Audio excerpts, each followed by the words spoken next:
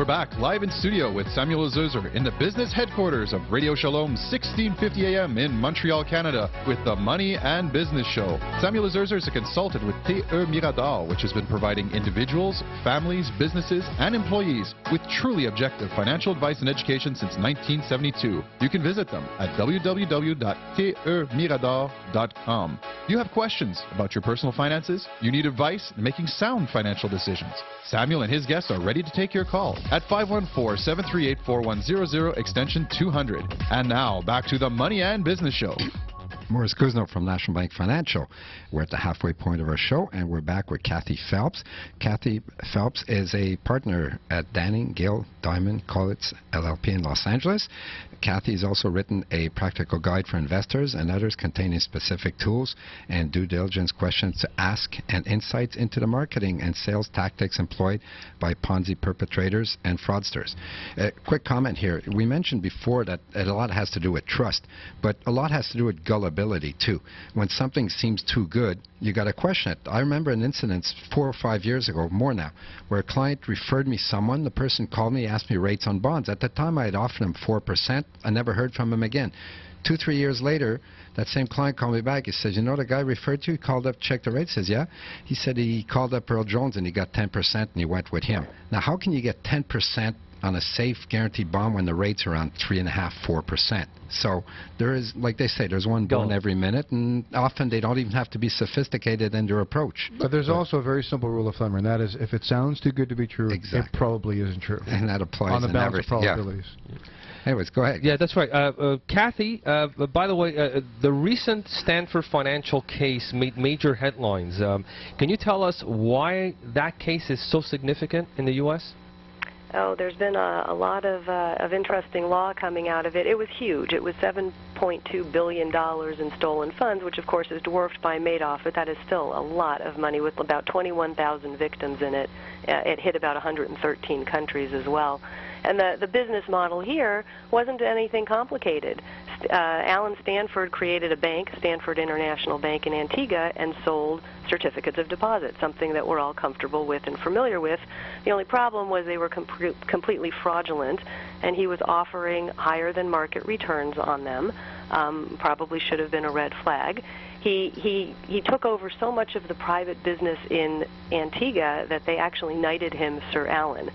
And some of the red flags in this case were the high rates. He was promising investors at some point 15%, which was quadruple of what was being offered in the U.S. If anyone had bothered to investigate Stanford, they would have found several disciplinary actions against him, some of which included things like misleading investors in the sales materials about the risks of CDs. There were also a number of lawsuits that people could have discovered, things like former employees accusing him of destroying documents and actually running a Ponzi scheme, but people didn't pick those up. His board of directors, had anyone really focused on his board of directors, it was Alan Stanford, his dad, his college roommate, and a family friend who had suffered a debilitating stroke years before, so clearly not an independent board of directors. His auditor was a very, very small, unknown firm in Antigua that was running this multi-billion-dollar business, supposedly. Stanford had also failed to register with the SEC. His business had no relationship to the market. And Alan Stanford held himself out as being related to Stanford University in California, the very prestigious university. He actually got sued by the university for trademark infringement because, in fact, he didn't bear that relationship. So it's an interesting case, and it's one that we can learn a lot from when you look back at all of the red flags. Just a good con artist. By the way, we do have, Kathy, just down the line, we do have someone on the line. Yes, hello? Yes, hello? Yeah, hello, do you hear me? Yes, what's your name? Yes, my name is Ronald. Yes, hi Ronald, how are you? Yeah, hi. Yeah, not too bad. This is very interesting because my parents have asked me, I won't mention names, you say how to find out if it's kosher or not, if I might use the word. There's a magazine called the Canadian Jewish News, I'm sure you've heard of it.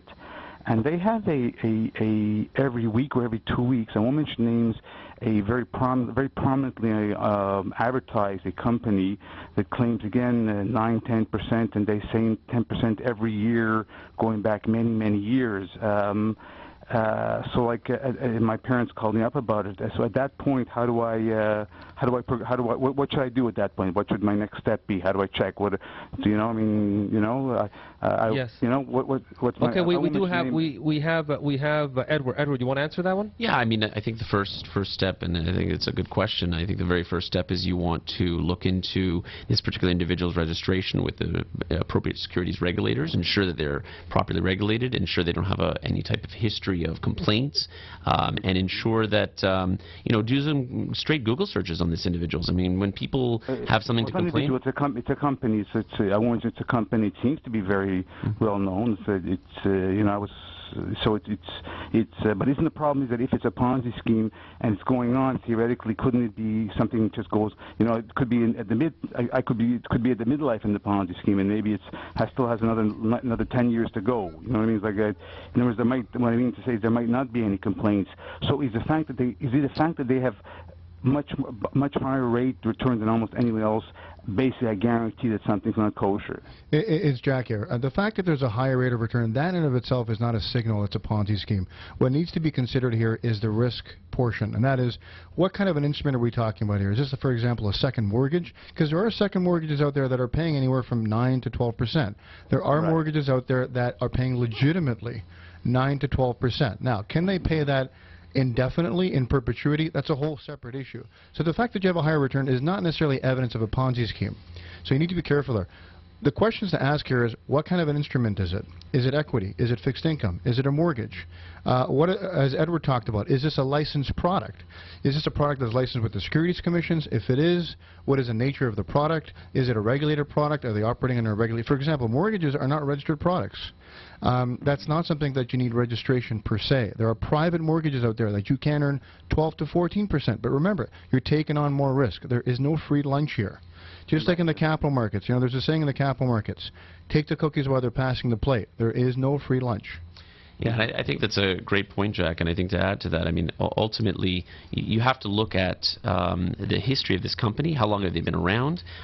Who are the principals involved? I mean, there's due diligence you can do on the company itself, and ultimately, that can help you understand whether or not there are any potential issues here. Maybe after the show, maybe he can send an email to the Money and Business Show on at gmail.com, and I'll forward you. Is that okay? You want to send me an email? Oh, yes, yeah.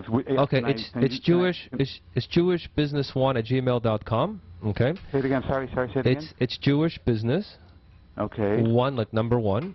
Oh, at At gmail.com.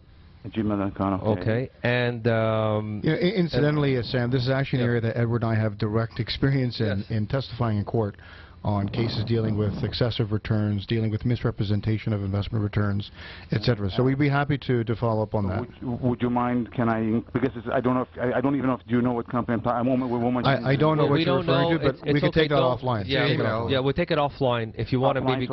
No.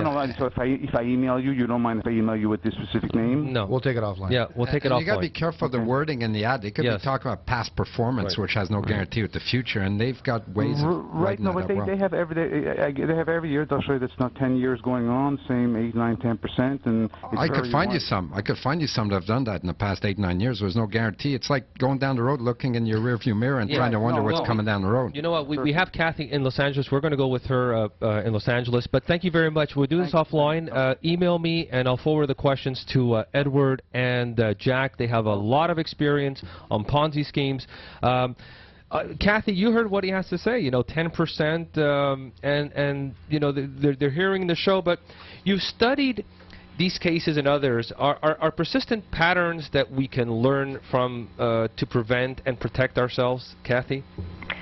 Absolutely, and over and over and over again. Let me just throw a few of them out there, and we've talked about a bunch of them already. The affinity nature of the schemes, their friends, the family, the groups, and sometimes these perpetrators put themselves in the middle of a group to try to target that group. There are a couple really little niche ones that I've read about recently, like evangelical Christians who are deaf have been targeted, or Latino homeowners who are facing foreclosure. Can't get lower than that. The whole above-market consistent return thing absolutely is a red flag, but Ponzi perpetrators are getting more clever about it. I mean, they're almost Darwinian about it.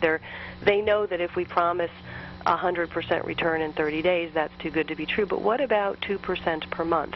That doesn't sound too bad. Well, but you annualize that, 24% a year is pretty high. They're also very secretive, right? We saw Madoff when people asked him, he's like, well, I can't tell you that, or you wouldn't understand, and he'd put people off, and people accepted that. The delays, the excuses, the dodge techniques. I would recommend to your listener to demand the documentation and the financial documentation. If they don't get it and they're given excuses, oh, the copier's down, or my accountant won't let me produce that, those are red flags and things to be worried about. I just want to...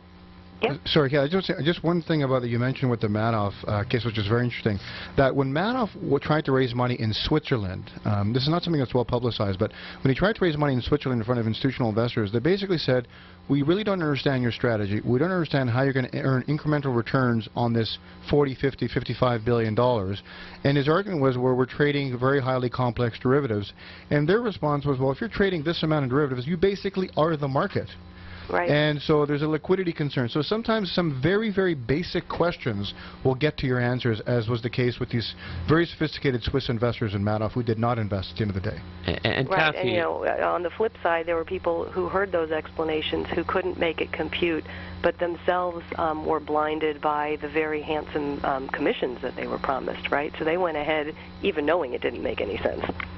And just to add to your comments, Kathy, I completely agree in terms of requesting documentation and information. But one of the key issues with the Madoff case, of course, was that he was issuing statements that were reporting returns that were actually fraudulent. I mean, it was fraudulent misrepresentation. So what's really important is that investors out there don't just rely on the statements that are being provided with blind faith, but you know, question irregularities. And I mean, if there's something just consistently growing, it's just not realistic.